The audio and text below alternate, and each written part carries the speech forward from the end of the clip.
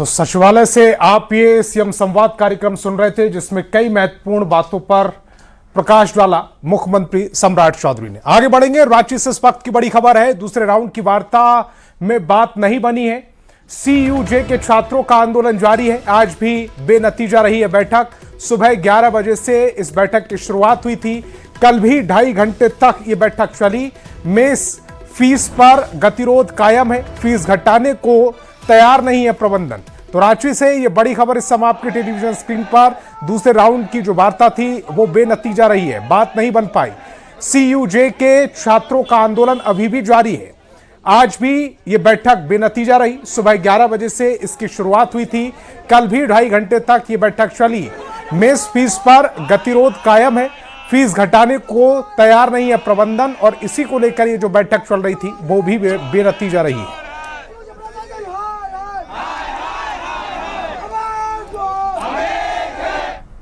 जी, हम लोग पिछले संडे से जो मॉर्निंग से हम लोग आमरण अनशन पर बैठे हुए थे।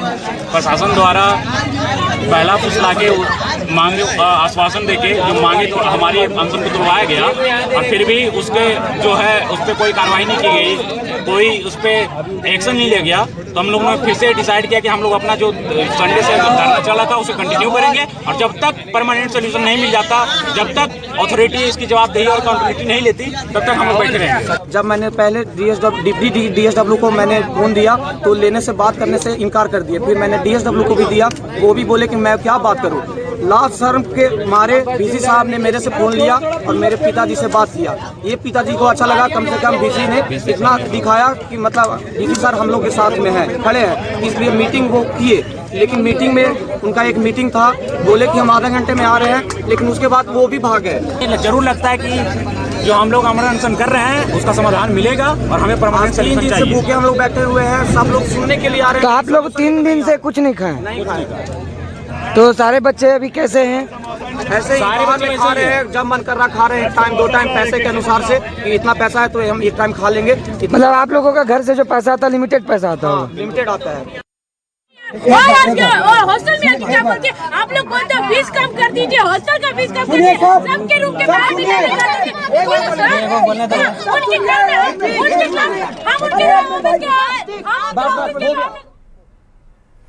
जेएलकेएम विधायक जयराम महतो का एक वीडियो तेजी से वायरल हो रहा है, जिसमें वो पुलिस कर्मियों के साथ भद्दी भद्दी गाली की भाषा में बात कर रहे हैं। ये वीडियो धनबाद के बरवा अड्डा थाना प्रभारी के साथ बातचीत का बताया जा रहा है।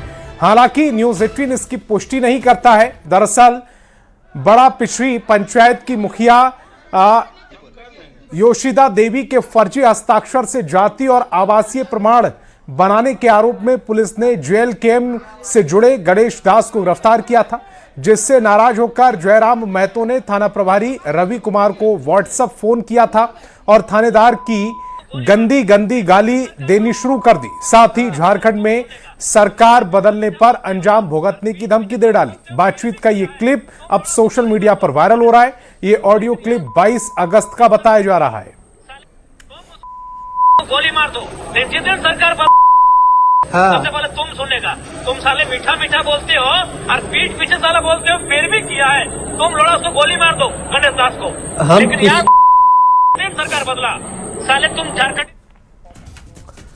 और धनबाद से बड़ी खबर है, गालीबाज विधायक पर एक्शन हुआ है। सिटी एसपी ने ऑडियो की पुष्टि की है। एमएलए जयराम महतो के खिलाफ एफआईआर दर्ज हो गई। थाना प्रभारी की शिकायत पर एफआईआर दर्ज की गई।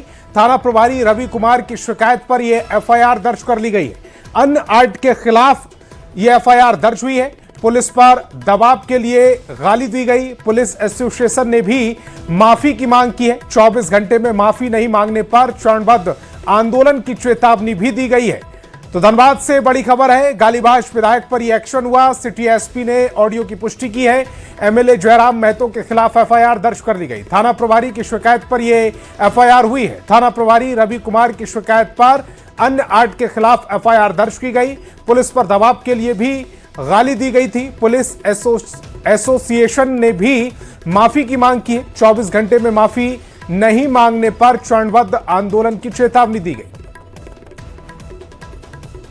इधर डुमरी विधायक की थाना प्रभारी को गाली और धमकी मामले को लेकर प्रदेश कांग्रेस के पूर्व अध्यक्ष राजेश ठाकुर ने प्रतिक्रिया दी। उन्होंने कहा कि कई बार पुलिस भी जनप्रतिनिधियों को नजरअंदाज करती है तो कई बार विधायक भी आपा खो बैठते हैं। ऐसे में दोनों को अपनी मर्यादा का ख्याल रखना चाहिए। जनता की बातों को लेकर के विधायक सांसद उग्र हो जाते हैं।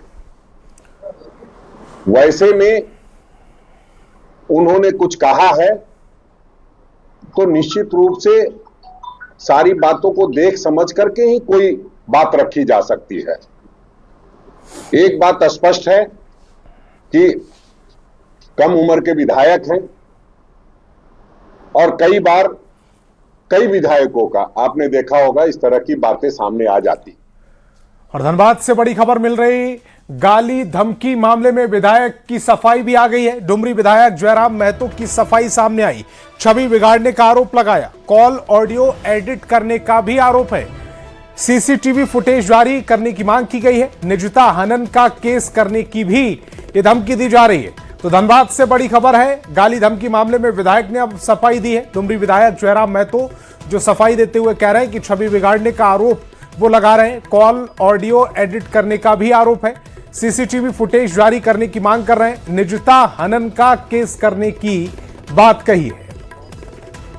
के कारण विधायिका और कार्यपालिका है, ये कार्यपालिका में बैठे लोग दिमाग की तरह इस देश को चाट चुके हैं और उन्हीं के कारण मैं बिल्कुल ऐसे लोगों को, जनता को स्वयं सबक सिखाना चाहिए। जो व्यक्ति 30,000 रुपया एक गाड़ी से मांग कर रहा है, और मेरे पास भी मैसेज है बस मेरे पास, लेकिन हम निजता का अधिकार का हनन नहीं डाली गई है। उसको हम दो दिन पहले से हमारी उसकी हॉट बातचीत हो रही है मैसेज के माध्यम से। मैं आपको, और मुझे पूर्ण विश्वास है उसमें आधार जो है AI जनरेटेड किया गया है।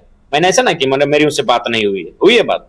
अगर हमने आपको धमकाया भी है या कुछ ऐसा डांट फटकार भी किया है तो प्राइवेट प्लेटफॉर्म पर किया है, पब्लिक प्लेटफॉर्म पर नहीं। भर्ती परीक्षाओं में पारदर्शिता और व्यवस्था में सुधार की मांग को लेकर छात्र नेता देवेंद्र महतो की यात्रा हजारीबाग पहुंची। 24 अगस्त को रामगढ़ के नेमरा गांव में शुरू हुई यात्रा के दौरान देवेंद्र महतो और उनकी टीम ने हजारीबाग में रात्रि विश्राम किया। मंगलवार को यात्रा चतरा के लिए रवाना हुई। देर शाम हजारीबाग के गांधी मैदान में सभा का आयोजन किया जाएगा। हजारीबाग पहुंचने पर देवेंद्र महतो ने कहा कि छात्र हित में शुरू की गई इस यात्रा का राजनीतिकरण नहीं होना चाहिए। बात है कि हम लोग अपना अधिकार के लिए आए, सरकार एक्शन ली है, हम लोग का आंदोलन का प्रभाव से वो बहुत बड़ा फैसला लिया, एकदम छात्र हित का फैसला है। लेकिन हम चाहते हैं कि ये फैसला कायम रहे और हम चाहते हैं कि ये जो 22 परीक्षा रद्द हुई है आने वाले समय पर होगी, तब गारंटी हो कि उस समय पेपर लीक दोबारा नहीं होना चाहिए, धांधली और पैरवी नहीं चलना चाहिए। ऐसा कानून लाइए, ऐसा व्यवस्था लाइए। फॉर्म भरने से लेकर एडमिट कार्ड जारी करने से लेकर परीक्षा देने से लेकर परीक्षा परिणाम से लेकर नियुक्ति ज्वाइनिंग तक हर चरणों का जवाबदेही सुनिश्चित होना चाहिए। और खबर राजधानी रांची से है, जहां छात्र आंदोलन के दौरान मुख्यमंत्री के पुतला दहन के मामले में हुई मारपीट और हिंसा को लेकर नेता प्रतिपक्ष बाबूलाल मरांडी सदर अंचल कार्यालय पहुंचे। उनके साथ विधायक CP सिंह भी मौजूद रहे। दोनों नेताओं ने सीओ से मुलाकात कर मामले में कथित एक तरफा कार्रवाई पर सवाल उठाए। बाबूलाल मरांडी ने जेएमएम कार्यकर्ताओं पर भी मामला दर्ज करने की मांग की है और चेतावनी दी कि अगर कार्रवाई नहीं होने पर अंचल कार्यालय में धरना प्रदर्शन किया जाएगा। वहां जाकर के मारपीट या बदमाशी वहां कर रहे थे, गुंडागर्दी कर रहे थे, ऐसे लोगों के ऊपर दंडाधिकारी को FIR करना चाहिए। उन्होंने हम सब लोगों की बातों को सुना। हम लोगों ने यहाँ तक भी कहा अगर FIR नहीं करेंगे तो आगे आकर के हम लोग आपके दफ्तर के सामने धरना पर बैठेंगे, चाहे जितनी लंबा बैठना होगा बैठेंगे। लेकिन आप एक दंडाधिकारी के नाते आप समान रूप से देखेंगे। जिन लोगों ने गुंडागर्दी किया पहले उन लोगों के ऊपर आप FIR करते, लेकिन आप उन लोगों के ऊपर FIR नहीं किए हैं, तो लगता है कि शायद कहीं ऊपर से कोई दबाव हो।